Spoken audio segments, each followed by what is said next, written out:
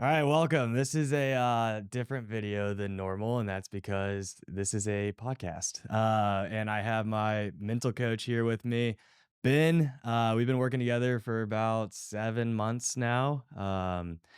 I reached out through a friend, so it was like a acquaintance who recommended him because we were both going through a lot of very similar things mentally from work.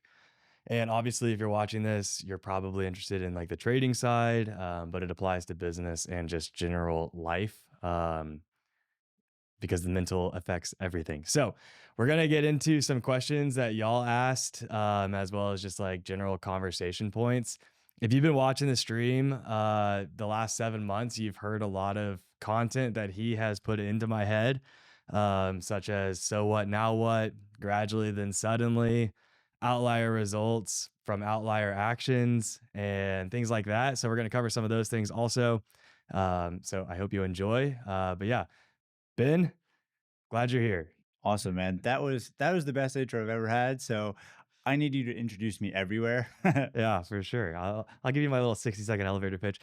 The last little bit I will add is that this is like kind of a classic reference for some people nowadays, and I do think it puts a little bit more perspective on kind of your role in all of your clients' lives, which is Wendy from Billions. You're obviously a lot better looking than Wendy, but that's very similar concept there. So if you're familiar with the show, take that and move with it as kind of what we're doing here. So, first things first, that has been on the forefront of my head a lot recently, because I deal with it all the time. I think traders deal with it all the time. I deal with it in business, and someone asked a question about it, which is basically how do you draw the line with ego? And I know we've talked about this a little bit before, but like ego is a blessing and a curse. It's like a beautiful thing because it pushes you. It makes you strive for the possibilities, the what ifs. It also is like a massive hindrance sometimes because you don't know when to stop. If you're like me, like I just want to go, go, go, and I don't know when to stop. And like my ego on like, I have a bad slump of trading and like my ego is destroyed. I have like zero motivation. I feel like it's just the whole world is ending. And then I have moments where like I can't lose and the ego is inflated and I'm like, this is going to be the best month ever. Let me push super hard. And that's not healthy either. So, from that perspective, what is your thoughts on like blanket big picture ego? Well, it's all about keeping it in check, obviously, because like you and me and probably most of the people watching this, our egos are what pushes us to achieve great things. But if you don't have your ego in check and you don't know exactly what you want and you let it kind of run wild, that's where we get to that place of burnout, of mental stress, of feeling like, why the hell am I doing this? So it really comes back to really knowing what you want and just understanding that if you let your ego get out of check, you're not going to get what you want. You're going to make bad decisions. You're going to overstress. You're probably going to hurt relationships. So it's really that when you know what you want and you're focused on it and you understand that you're on your way, you could very easily keep the ego in check. But you have to be a little bit, you have to be real with yourself. Because if you don't, it's going to run wild and you're going to end up in a place where you're not happy or the people around you want nothing to do with you, to be honest. Yeah, you're kind of miserable, miserable to be around a little bit, Yeah, right? yeah. So, on keeping it in check, then, like, how would you define is like a healthy way to set goals then? Well, that's going to be different for everybody, obviously. The way I personally set goals is I do it from a values-based perspective. So like my values in life are family is number 1, my health is number 2, and then having an impact on others is number 3. So when I set my goals, I look at it through that perspective. If I achieve my goal, will it help my family? Will it help me make an impact? Will it really align with my values instead of just like a blanket goal? Because those are the goals in my mind. If you just make a blanket goal without it attached to something deeper, you usually don't achieve. Or if you do, you just forget about it and keep moving. So I like to just go a little bit deeper of like, well, is this going to hit what I'm going to be aligned with now, today, and years from now? Because, most of the time your values, they don't change. Like talk to you today and your values will be X. talk to you a year from now, your values will still be that. So I like going at it from that perspective instead of just like a very baseline, like I want to achieve this thing because it would be cool or because it would be nice to share on Instagram. Yeah, we've talked about value-based decisions. It has been impactful from a goals perspective, but also like if I'm ever going through something that feel is challenging or needing to navigate, still leaning on those values to kind of guide me through that process. For someone who's watching right now, can you walk them through like how many values should I have? What does a value actually look like? Like obviously like values are really easy to be incredibly big picture. It's also very easy to get very granular with it and have arguably too many. So like what does that process look like? Yes, I mean, you can have as many values as you want. Obviously, you can be like, hey, Ben, I have 15 values. But you probably actually don't. You probably only really have maybe 3 to 5 because they're the things that kinda drive everything you do. So, I like to keep it really tight to, like, 3 for me personally, because then I keep them front and center.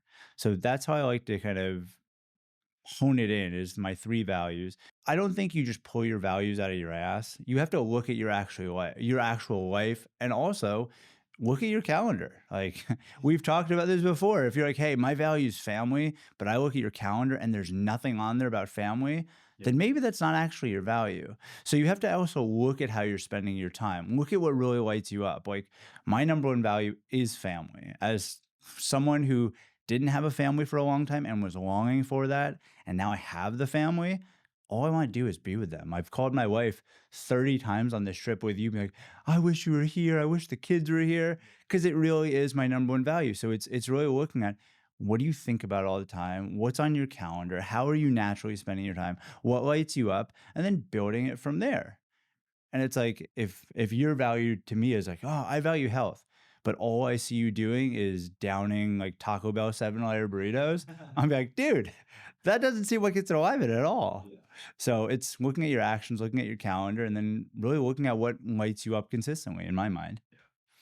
So, okay, so it's kind of taking the value step one further. I think that a lot of people watching, and hopefully not too many, but a lot of people watching have a value because we're trading related content, right? So it's like I have a value of like I'm passionate about the markets. I'm passionate about learning the markets. I'm passionate about waking up every day and like doing this. Like it is a value to get better at this. I am not there yet and I haven't been there. This is a question that came in. So it's like at what point is it still worth pursuing something that is beating you down every day versus like pushing through that? Does that make sense? Yeah. So From a mental perspective, obviously. yeah. Like, So I'm a bit of a masochist here because I kind of understand when I personally slog through hard things, it always pays me back. So for me, if I'm like, okay, I've been working on this thing, it's really, really hard. I have to ask myself and actually look, am I getting any inkling of results? Like, am I better now than where I was when I started? And if I'm better off, even just in the slightest bit, I'll be like, all right, I'm going to keep pushing through because chances are it's going to start multiplying because I'm going to keep getting better. So I'm going to push through. yeah. The time I would give up on something, honestly, like, I'm not a type of person that gives up most of the time, but like when I have given up in the past, it's because one, it's been so hard for so long and I can't really even find like, why am I doing this? Am I actually getting better at this thing? And like, is this actually worth it in the grand scheme of things? Yeah. And is it worth my time to be investing in it? And if the answer is no to those things, I'll usually just move on. So it's different from person to person, but for me, like I think we've talked about the gap versus gain mindset. Yeah. So just to fill people in, what that is gap mindset is you're measuring yourself against the absolute ideal outcome. Gain mindset is measuring yourself against where you were when you started. So for me, if I'm thinking in the gain and I'm like, oh, when I started, I was really bad at this thing and now I'm getting better at it, but it's still really hard, I'll keep going. But if I'm measuring it the other way of, well, when I started this thing, I was there and now I still haven't really achieved anything and I'm not getting better and it's not this perfect thing and I'm thinking in the gap and I think in there for too long, that'll also force me to give up. So I kind of have to control my mind and stay in the gain and that'll keep me going. But after a while, you got to be real with yourself. Right. If you're like, I'm years into this, I have nothing to show, there's probably a reason to give up. But take that with a grain of salt because some people, J.K. Rowling's, she was rejected by what? 350 publishers and she made it. So take it with a grain of salt. Like if you want to slog through it for years and years and years and not give up, more power to you. And if you want to give up and go to something else, more power to you. Like I can't give blanket advice to everybody. So kind of take all this with do whatever you want. I think at the end of the day too, like, I mean, you touched on it with the gain mindset, but it's just like, if you're getting, even if the main goal that you are trying to achieve, which is profitability or making money or doing whatever, if there is a byproduct in any capacity, that should be also a measurement, in my opinion, which is like, it has gotten me to wake up every morning earlier than I was waking up. Like my brain is activated earlier. I'm actually taking my health a little bit more serious because I realize my heart rate is super high while I'm trading or something. You know, like there's different little bits there that I would say are worth taking into the big picture idea before just like hanging up the bag and trying to get the bag for that matter. You hit it perfectly. Like it's what we talk about all the time. Like, what was your small win? Yeah. It didn't necessarily move the needle, but it's that thing that we talk about of recognizing opportunity. And opportunity could come in the form of like, oh, cool, I've been getting up earlier. I've been feeling better. Like my body's slightly better. My bank account's slightly higher. It's finding those little wins all the time, and that'll keep you going through the hard thing. But it gets really hard when you're like, I can't find any wins here. Right. Like it's literally just loss after loss after loss. But no, that idea is absolutely massive. Finding those microscopic wins every day to just keep you going. Yeah, it's like, I mean, for those of you that watch all the time, I talk about base hits constantly from a trading perspective as well as business for the most part. But like base hits are continuous small wins. Everything doesn't need to be a home run or even a triple. It's like a base hit, getting on base. You do that enough times, you score. Another analogy that I love, I don't even know if I've talked to you about this, but in 2016, a guy that I had lunch with one time and I've never really seen him since gave me an analogy of a slice of bread. And he was like, Matt, I'm in the business of getting crumbles. He's like, there's a whole loaf on the table. I don't need the whole loaf. People cut off their slices out of the pie or out of the loaf of bread. I don't even need all of that. When all of the real bread is off the table, I come in and I scoop it all up and I get filled off the crumbs. And that was like a light bulb moment for me of like, wow, there is a lot of, in that case, in that instance, it was like there's a lot of money out there that's not being picked up because people want AI, you know, $100 billion company or whatever. But there's like little pieces that are around. That's where base hits stemmed from, and kind of all this other conversation. Um, I mean, you hit the nail on the head. That's like the time. That's like the space we live in now. Is like people don't want little wins. All they want is the home runs. They want the social media wins. And, we can go on social media right now, and both of us I would say we're moderately successful. We could go on there right now and allegedly find a 14-year-old that's like, I earned $7 million this year, and be like, oh, I guess we're worthless. So yeah, I love that. Get all the crumbs. That's a solid one. Yeah. All right, so this next question, I'm actually going to combine two questions together. These are kind of the last couple questions that were from the audience. One is, how do you become and stay disciplined? And then the second part of that is, how do you take a break? How do you reset? Whether that's after like a bad trading day or, you know, a bad day at work or a bad day with your spouse, or the flip side being, I had a really good trading day, a really good like crushing day at work or whatever. And like, it's still healthy to kind of find that middle line again. How do you kind of coach people to do both of those things? Find the middle, find the reset and The discipline. the discipline. Yeah, so with the discipline, it kind of comes down to building anything great because I think discipline is the greatest superpower you could ever have. Nothing great was built with one step. It was built little by little, day in and day out, over and over again. So when people come to me who are quote unquote undisciplined, The first thing I do is one, I look at their history to help them find moments where they were disciplined. Because people who come to me, they very rarely come to me like, man, I'm a mess. Like I've never been disciplined. They have something going on. Like I love working with guys who are performing at a high level, but just need that kick in the pants essentially. So it's little by little. And the way I love to do that is find patterns where you already are being disciplined. Because like nobody on the planet is undisciplined everywhere. Otherwise, like you just wouldn't be alive. You'd be so undisciplined that you'd be like, I'm not going to eat. So everyone has some level. So first we find the patterns of where they are disciplined. And then I get them to hone in on, okay, here are your patterns. Let's just take one of the things that you're already disciplined with and just focus on that and build the system off that. Because it's so much easier to build it off a system you already have. Most people already have all the skills necessary to be highly successful. They just don't know how to apply them or they just apply them in the wrong way. So find patterns, find the little areas they're already disciplined in, and then just lock in on that for weeks on end. And like, as you know, I've said this to you before, lessons aren't taught, they're caught over time. So like with you, it's like, hey Matt, are you doing this thing? And you've heard me ask you the same question probably 100 times at this point, because I'm trying to lock you into one thing that I know is going to get you where you want to go. So find patterns. If you're already disciplined in one area, just start doing that thing over and over again and build off that is the simplest way to do it. We can go much deeper, but we're just going to keep it surface level because most people aren't even doing the surface level stuff. So we'll just start there.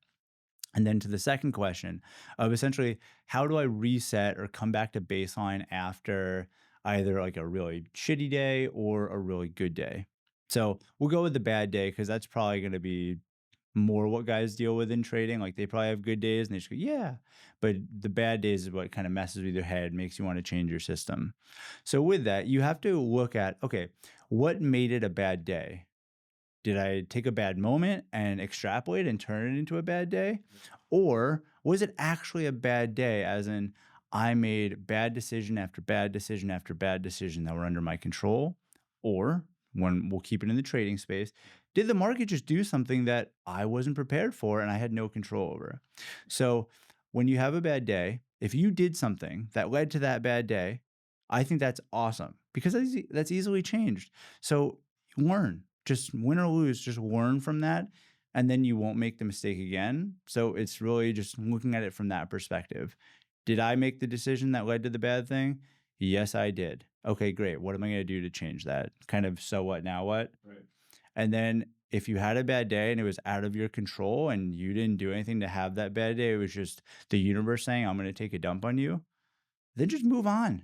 You didn't do anything. It wasn't your fault. You have to kind of have that little bit of tough exterior, that resiliency to get past it. And if you don't, chances are you're not going to be a successful trader anyway. Yeah, right. I So, actually love that you talked about that because, like, I think a lot of people want to hyperanalyze their personal performance when sometimes, like, stuff happens.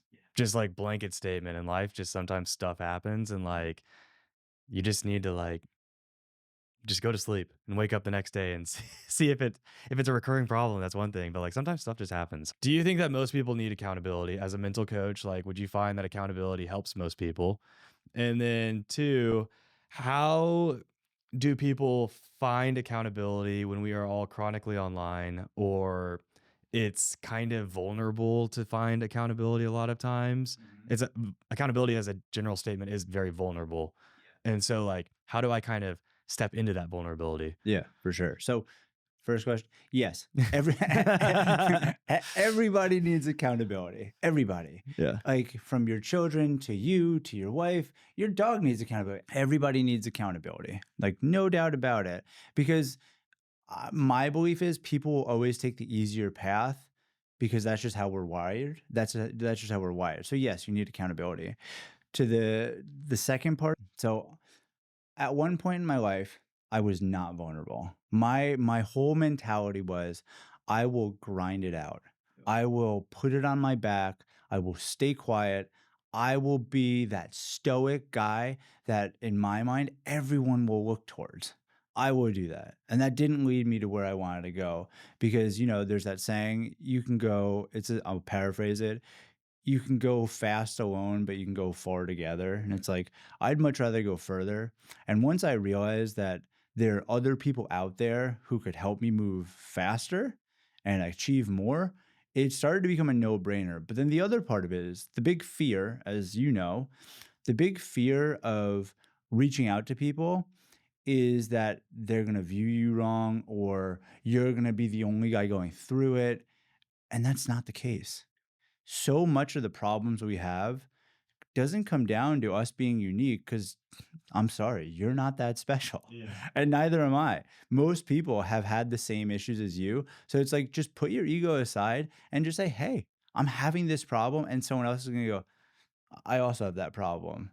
And then you instantly have the dialogue and the fear goes away. So it's like, just say it. Everything you want is on the other side of a hard conversation. So just have the hard conversation, have the hard truth, say it out loud to somebody, and chances are it will get better. It's very rare that you say something to someone from a place of vulnerability and they go like, well, you're an idiot. Like it doesn't happen. Most people are kind and generous, so they'll help you. Yeah. And like that has been the number one thing that I think, I mean, I've said to you a million times, I'll say it to them now, like having someone who talks to a lot of other people that I can talk to, and then me in my world where like I don't really work with, like I got a few guys I work with, but I'm not working with anybody else. Being able to hear that I am not unique, even if I'm in a very niche space with trading, like futures trading specifically, it's very niche. There's not a ton of us at the end of the day, but like I am not unique. The problems that we are facing are not unique. And I have found immense comfort in that fact of like, you know what? Someone has already gone through this. Someone has experienced what I'm experiencing and they've come out the other side of it, which is a very similar thing that people talk to me about of like, I struggled and I'm on the other side of it trading wise. Mental wise, I experience this all the time of like, I feel overwhelmed. I feel stressed. I feel whatever. I talk about it, be a little vulnerable. And then it's like, oh, dude, I was talking to someone about this a couple months ago. Now they're crushing it, you know? It's like, oh, okay, there's an out. There's an out here, and I'm going to be able to get there. Yeah, I'll share a funny little story. I was interviewed like many years ago when I was a personal trainer, and I was so worried to talk to the guy because like I viewed him as like you're above me, like you've achieved more than me, and I was nervous. And right before the podcast, I see him take a yogurt container, open the yogurt container, and then lick the top of the lid. And I was like, wait a minute. He licked the yogurt container. Like, that's a normal thing. He's nothing special. He's just like everybody else. And it was that, like, it's a weird realization of like, he licks the yogurt container just like I do. That just like, it got rid of any of the fear because I no longer saw this person as like above me or better than me. I saw them as just another person. Yeah. And it's like, that's everybody. Like, I don't care if you have hundreds of millions or billions of dollars or you're a CEO, you're a person. Yeah. We can connect on some level. So it's like just drop the fear and be vulnerable. Like everybody has their fears. It doesn't matter where you're at in life. Yeah. Everyone licks the yogurt container. Yeah. Everybody. I think the last thing I'll say on this conversation is that no matter what, even if you feel like you live by yourself or you don't have a ton of friends or you can't afford someone to go talk to or whatever, there's so many opportunities online or networking events that if you take a vulnerable step first, you can find someone to hold you accountable or even just asking a mentor or whatever. It's again an uncomfortable, hard conversation that like yields massively if you can just take that first step. 100%. There's always something like one thing I found after talking to hundreds of people is if you have problems, it's probably because you're not leveraging something. There's always things that you could leverage to make things better, to improve things. And most people just don't do that. It's like, well, I don't know. I can talk to people and I'm very comfortable doing that. And maybe I have no friends or I don't know, maybe my business is where it needs to be. Well, maybe I'm not leveraging that. Right. Like there's always something that can be leveraged that you have anywhere in life that you're probably just not using. Right. And it just makes it so much easier once you realize like, oh, I can just leverage this one skill that I have to open the world up. So what now what has been massive for me. I made a water bottle with it so that when I'm riding my bike, I can look at it and be like, so what now what? Can you talk about I don't even remember how that got brought up between us, but and I don't even know if you remember how it got brought up, but now it's like defining for me. I think it's defining for a lot of people that are regular. And if you're not regular and you're just tuning in, like it will be defining for you Mhm. after this segment because it's massive. So, do you remember how it got started? And if not, give us a little backstory on like how it got started for you. Yeah. So with you, chances are you were complaining about something. And probably. So chances are it was that. For me, so what now what came up super early in life. I shared with you at dinner the other night, like a brief history of my backstory. Just like real quick, I was born 3 months early at a pound 2 ounces with cerebral palsy, which forced me to move differently, and it forced me to always be behind. And from that young age, my dad would always just be like, "Just go, just finish, just don't stop, just finish whatever. It doesn't matter what place you get in. Like, so what? Just do it." And it just kind of morphed into like, so what now what? Because I would get so mad as a kid about not being able to do things that my dad would just be like, "So what? Now what? Like, now what? What are you gonna do about it? Are you gonna mope about it or are you gonna do something about it?" And like the way I taught it to you is essentially the so what part gets you out of the emotional state of like, Matt, you're really in your head right now. So what? So all right, now you did that. Well, now what? Get back to action. Go from emotions to actions. Because most people that are failing in life, I feel like are living in their emotions because emotions can change by them. They could change instantly. And if you live in that place, you're not going to get anywhere good. So get back to action. So that's kind of how it came up for me was just having these physical issues as a kid and having to really deal with things and think differently from a very young age that it just turned into I could be mad or I could take action. And I've just always taken the bias towards action over and over and over again. Like action solves all. So there's what's that saying? It's like what time heals all wounds. I hate that saying because that sounds too passive. I'm like action heals all wounds. Move and you'll solve all your problems. Actually, really, there was one liner in there that I was like gonna call out, but I just like it. It's the it was a like for me, I think the way that I like to describe it is like or that my dad used to describe to me on certain things is like sometimes our emotions are a light switch.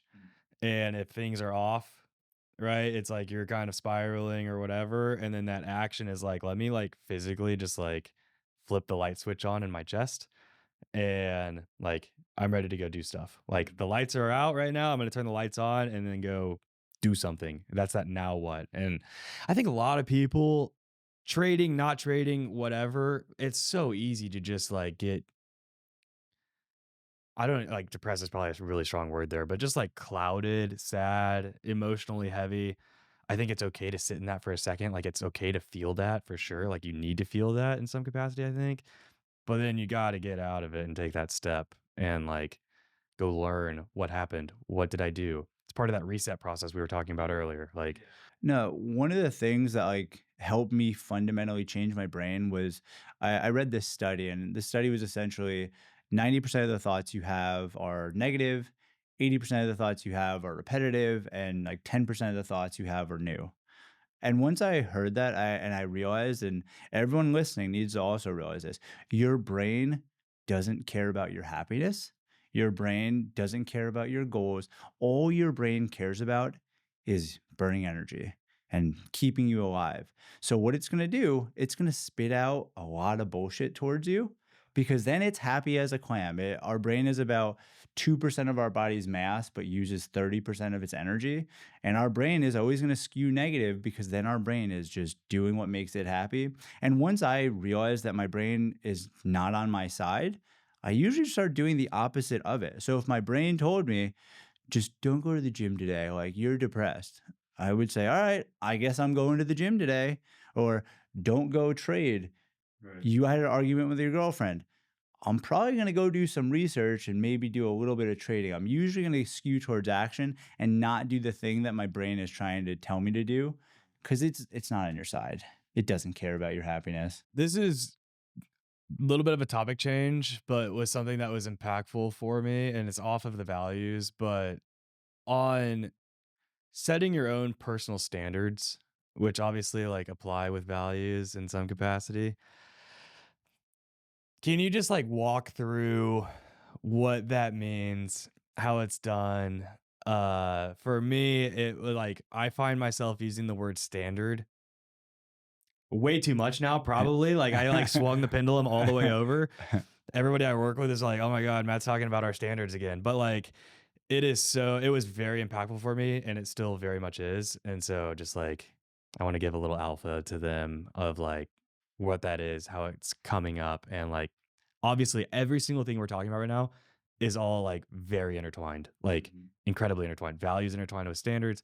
It all intertwines with discipline. It all intertwines with so what, now what, and like being able to flip the switch and take action. So, Have I ever told you like the background on where I got the idea of the standard and like how I became so obsessed with it? no. So Chris Bumstead, I think he's the 6-time like Mr. Olympia, and basically his nickname, which I think is the best nickname ever, is the Standard. Oh, I didn't know that. Yeah, That's actually, yeah, that's that's sick. an awesome nickname because he redefined bodybuilding. He brought it back to like classical bodybuilding of this new look. And when I heard that story of like this dude's nickname is the Standard, it just really got me thinking about it of like, okay, he has set a standard for everyone else to follow. I need to have standards for myself that I'm going to follow. And in turn, everyone else around me is going to start acting up to. So then I'm not only elevating myself, I'm elevating everyone around me. So, like, my standard with you is I am never going to show up unfocused or like exhausted. And I'm also not going to show up and complain to you if something happens. Dude, there have been so many times right before our sessions, something has happened. And I'm just like, oh, Yeah. I'm so mad. Rage. Yeah, I Yeah. just have that rage inside me or something. But the moment that camera flips on and your name pops up, it's oh, what's up, Matt? Because my standard is I show up calm, cool, and collected and ready to help my people. That's one of the standards. I will never go below that. I will never skew that line. And like other standards, because I believe standards go back to identity. One of my standards is no matter how I'm feeling, I exercise because my identity is I'm a healthy dude. So the standard is no matter what, you move your body. You do the thing that builds that identity. And that's just one of the many standards that I have. So I believe it's extremely important to have a set of standards for yourself. And the way I develop them with people, it goes back to the same way I develop discipline is looking at your patterns because that's your standard. If no offense to people, I Maybe a little offense. yeah, Yeah, you're allowed to have a little yeah, offensive I comments gotta be real here. here. Like in sessions, I wouldn't say no offense. I would just say the thing. If you're severely overweight, the standard for you probably is I don't exercise and I don't eat good food. Okay, well, that's your standard. Great. You've set it in place. If you are not making money trading, probably because your standards of how you show up, how you research, what you do prior to clicking that mouse is not up to par with what it takes to actually be successful. And so you have to look at your life because your life is it's a sum of all your actions. It's a sum of your beliefs. And if your life sucks, your standards are probably too low. Yeah. And like, I have to be that straightforward to that because that's something else I see all the time. I see guys who come into my space and they're doing really well in so many areas, but the areas they're not, it's because the standard just is either non-existent or too fucking low. Yeah. Yeah. It's very real. And it's very easy to hyper focus on one area and let everything else slack. Mm-hmm. Yeah. Talking from personal experience. For sure, Like, for sure. But at the same time, I truly do believe you could have it all. Yeah. You can have a great marriage, you can have a great family, you could have a fat bank account, you could have a good body. And like you sent me that appreciation text the other day, which I was like, yes.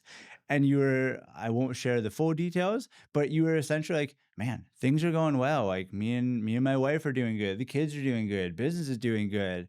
And I think my response was, see, you can have it all yeah.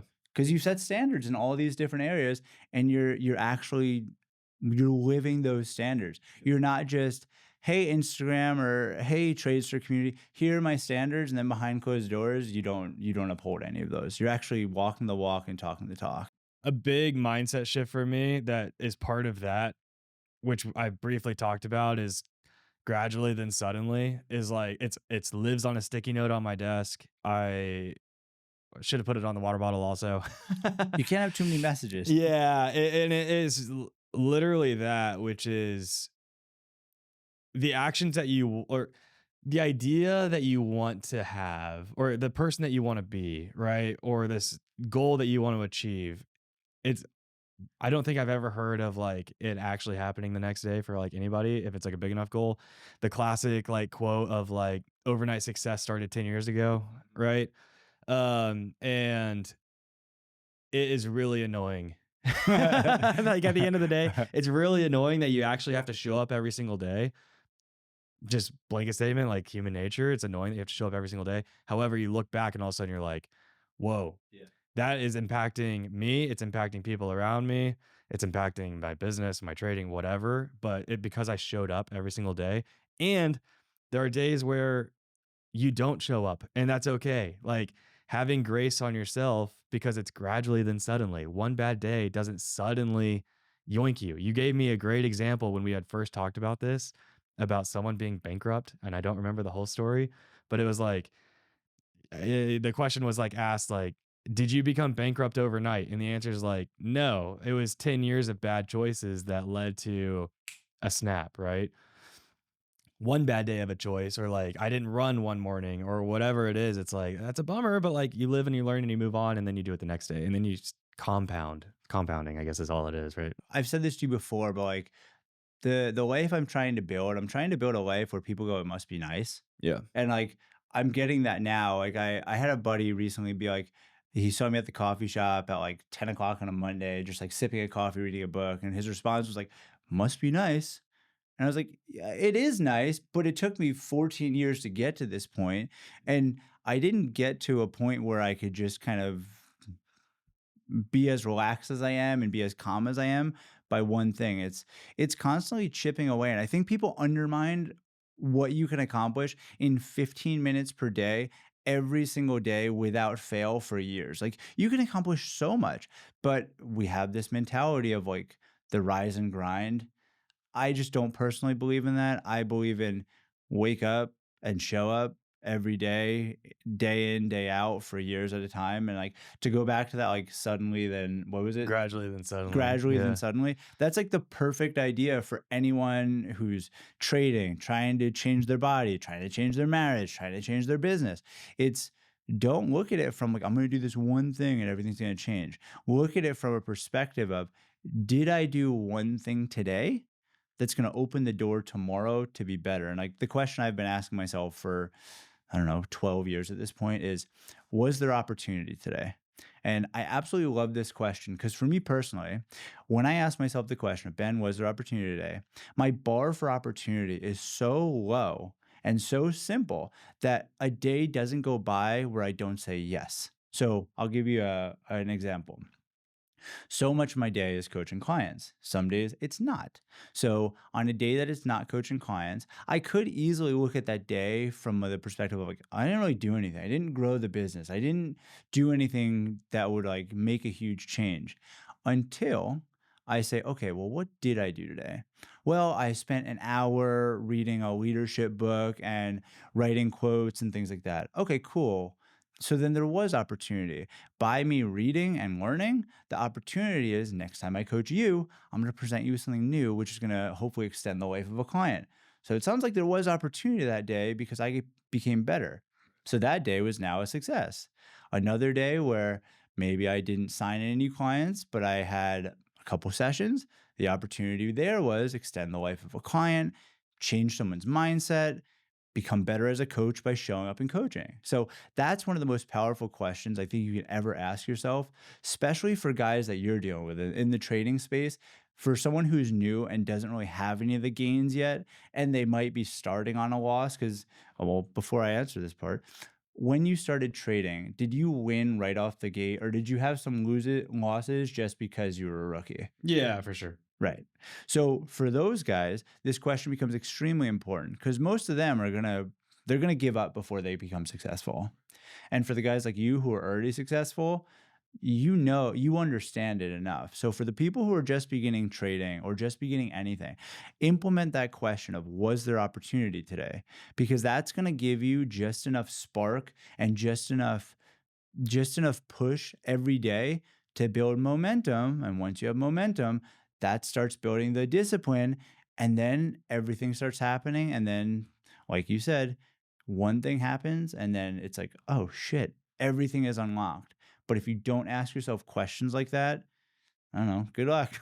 Okay, so the last big question I have, that I think you'll have to tell me this. I'm gonna make the assumption that everybody in life feels this way at some point.